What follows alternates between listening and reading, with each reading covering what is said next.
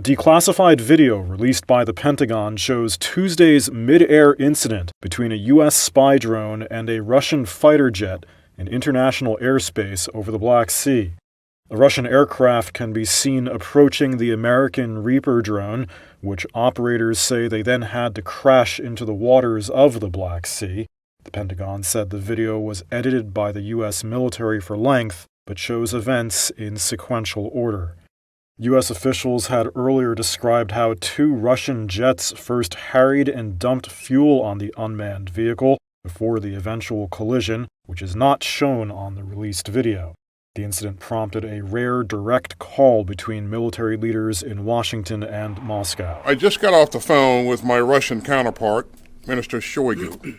U.S. Defense Secretary Lloyd Austin on Wednesday said he'd spoken with Russia's defense minister. And the United States will continue to fly and to operate wherever international law allows. And it is incumbent upon Russia to operate its military aircraft in a safe and professional manner. U.S. General Mark Milley, the chairman of the Joint Chiefs of Staff, said it was not yet clear whether the collision was intentional or accidental. Was it intentional or not? Don't know yet. We know that the intercept was intentional. We know that the aggressive behavior was intentional. We also know it was very unprofessional and very unsafe. The actual contact of the fixed-wing Russian fighter with our UAV, the physical contact of those two, not sure yet. That remains to be seen. Russia's defense ministry claimed the American drone was heading toward Russian-held territory. Said there was no collision, asserting the drone crashed all on its own.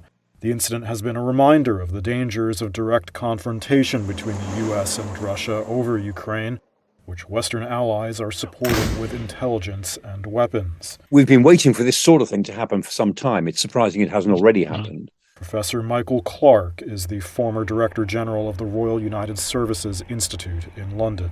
The United States have been flying drones in open airspace across the Black Sea, as they're perfectly legally entitled to do. The Russians have been trying to buzz them and disrupt them for months. It was only a matter of time. Despite Russian denials, Clark told Reuters he believes the collision was real, if unintended. This almost certainly, I'm 99% certain, was an accident, pilot error.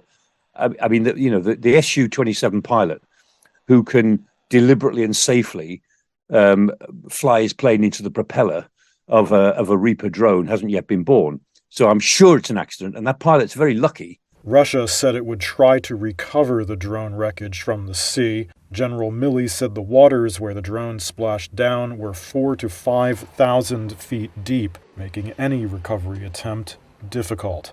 He added that measures were taken before the crash to ensure no sensitive information could be gleaned from the wreckage.